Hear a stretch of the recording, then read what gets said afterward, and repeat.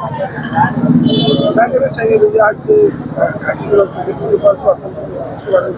महानगरपालिकेने जी आज कारवाई सुरू केली ती इथल्या दुकानांवर आणि घरांवर कारवाई ते करतात. आणि हे जे दुकानं आहेत तर ते तत्कालीन आयुक्त यांनी अंध आणि अपंग लोकांना दिलेले होते त्यांच्या उदरनिर्वाहासाठी. परंतु या आयुक्तांनी असा निर्णय घेतला की ह्या दुकानांमुळे कचरा होतोय, ट्रॅफिक जाम होती, म्हणून ह्या दुकानं आता पाडायच्या, असा निर्णय प्रशासनाने घेतला. मुळामध्ये प्रश्न असा होता, जर समजा ही कारवाई होते ती सर्वांवर व्हायला पाहिजे, परंतु ही कारवाई सर्वांवर न होता काही टिपिकल लोकांवर होतीये आणि काही टिपिकल लोकांना कारवाई होत नाही. ज्यावेळेस आम्ही कागदपत्र काढले त्यावेळेस असं लक्षात आलं की मागच्या 2023 जुलैमध्ये ज्यांनी अर्ज केला त्यांना परवानगी मिळाली, परंतु त्या अगोदर मार्च महिन्यामध्ये ज्यांनी अर्ज केला 2023ला त्या लोकांना परवानगी दिली नाही. आणि पुन्हा आम्ही ज्यावेळेस खोलामध्ये गेलो त्यावेळेस राजकीय लोकांनी प्रेशर आणून त्यांना परमिशन दिली, हे आमच्या डोळ्यासमोर दिसून आलं. तिसरा महत्त्वाचा मुद्दा असा होता की जर अंध आणि अपंगांसाठी जागा होत्या तर जे अंध आणि अपंग नाहीये त्यांना जागा दिल्या कस काय, हा देखील सगळ्यात महत्त्वाचा प्रश्न होता. म्हणून मग आज सकाळपासून ही कारवाई आम्ही थांबून ठेवली आहे. जर न्याय मिळायला पाहिजे तर तो सर्वांना सारखा मिळायला पाहिजे, नाहीतर कुणावरही अन्याय होता कामा नाही. त्या पद्धतीने जोशी आणि आयुक्तांची माझं बोलणं झालं होतं. मी त्यांना सांगितलेलं आहे तुम्हाला कारवाई करायची तर मला पत्र लागेल, नाहीतर मी कारवाई करू देणार नाही. त्या पद्धतीने सर्व अधिकारी आता परत गेलेले आहे आणि त्यांची मीटिंग होऊन त्यांचा जो निर्णय असेल ते मला कळवते.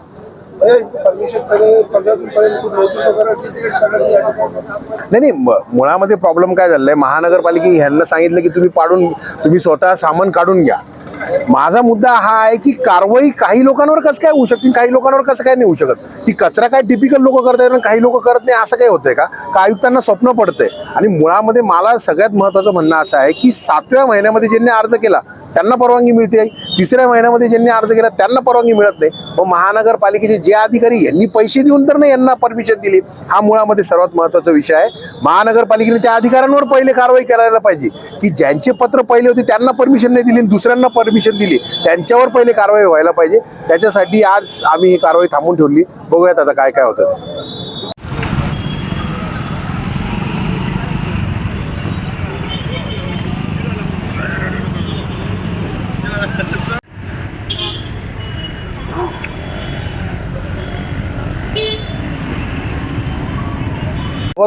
दो यार रवैया वापर रहे लोगों को, जो है जिसको पैसे लेके परमिशन दे रहे जिसको नहीं दे रहे, और बगैर नोटिस दिए हुए सब लोगों का।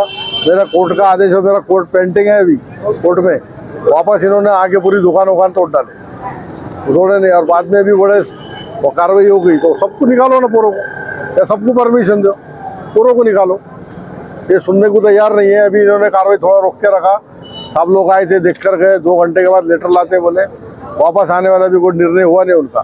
उनसे यही विनती हमारी कि सबको रेगुलर करो और सबकी दुकानें जो है चालू करके दे दो। कि भाई जो दिव्यांग बांधवों को पिछले 42-40 साल से ये रीतसर परवानगी लेके महानगर पालिका को टैक्स भर के यहाँ पे अपना उधर निर्वाह कर रहे हैं, और जीआर के हिसाब से इनको 150 square feet, 100 square feet, 10 square feet इनको जगह मिली है, और सबको एक सामान कायदा होना चाहिए।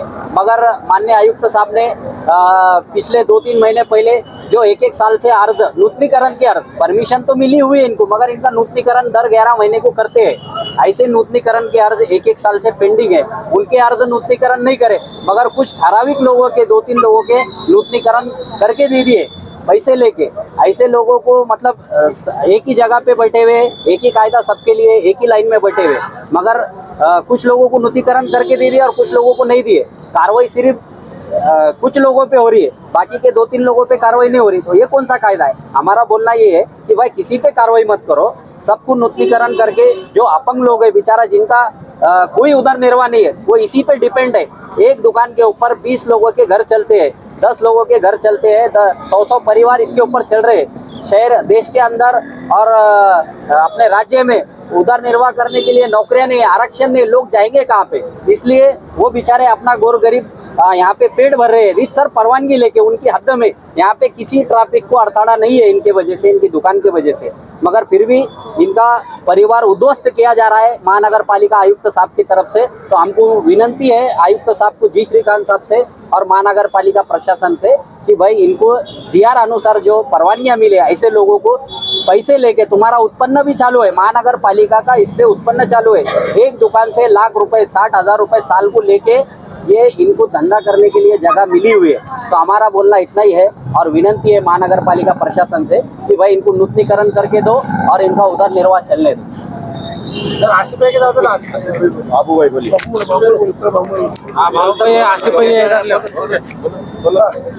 महबूब शिवसेना का कार्यकर्ता। एक हमारे पास में दरअसल महानगर पालिका की भी जो है तो दिशा भूल किए जा रही कुछ ब्लैकमेलर लोगों की वजह से। क्योंकि क्या करते हैं कि गोपनीय जो डॉक्यूमेंट्स रहते हैं कि महानगर पालिका हम पे क्या कार्रवाई करने वाली है, तो ये गोपनीय डॉक्यूमेंट्स बाहर कैसे आते, सबसे पहला सवाल मेरा ये है। उसके बाद में कुछ खांडीखोर लोग जो है तो माहिती का अधिकार डालकर बिना फजूल के दिशा भूल करके जो है तो यहाँ पे कार्रवाई करो बोल के बार बार कंप्लेना करते हैं। कुछ ऐसे कुछ नॉर्मल जो अभी आजकल चल रहा है, जैसा कि कोई पत्रकारी में भी बेचारे, वो भी अब मैं पत्रकारों को बोलना बोले तो ज़रा थोड़ा सा ठीक नहीं लगता, लेकिन कुछ ऐसे है कुछ जो बेचारे अपना पूरा पत्रकारिक उसके अंदर जो है तो बदनाम होता। कुछ पत्रकार जो है तो एक वो काम करते हैं। दूसरी बात, माननीय हमारे विरोधी पक्ष नेता अंबादास दानवे जी ने हमको 14 साल की परमिशन और नोंदनीकरण करके देने के वास्ते अर्ज दिए हुआ है, तो वो अर्ज का कोई जो है तो मान्य नहीं है, उसको कोई लेटर का कुछ लेना देना नहीं है। लेकिन ये गहरा नत्थू खैरा आके अगर जब वहाँ माहिती का अधिकार डाल के बोलता है कि इनके पर कार्रवाई करो, तो कमिश्नर साहब जो है तो उसके ऊपर कार्रवाई करते, तो उसकी वजूद क्या है, वो कौन सी इतनी बड़ी तोप है जिसके वजह से जो है तो कार्रवाई पे लग रहे। तो मैं ये बोलता हूँ कि यहाँ पे आज जो है तो एक एक दुकान के अंदर एक एक आदमी ने इधर से उधर से कुछ ब्याज पे लाके कुछ औरतों के चीजा पत्ते मन के सब बेच के 5-5, 6-6 लाख रुपए जो है तो दुकानों के अंदर खर्च करे हुए आज वैसे लोगों के ऊपर जो है तो कार्रवाई का कमिश्नर साहब ने जो धोरण लगाए, तो मैं उनसे गुजारिश करता हूँ कि उन्होंने कैसी भी हाल के अंदर ये गरीबों के ऊपर जो है तो रहम करे और जो है तो गरीबों की दुकान बचाए। बस अपनी दो बात।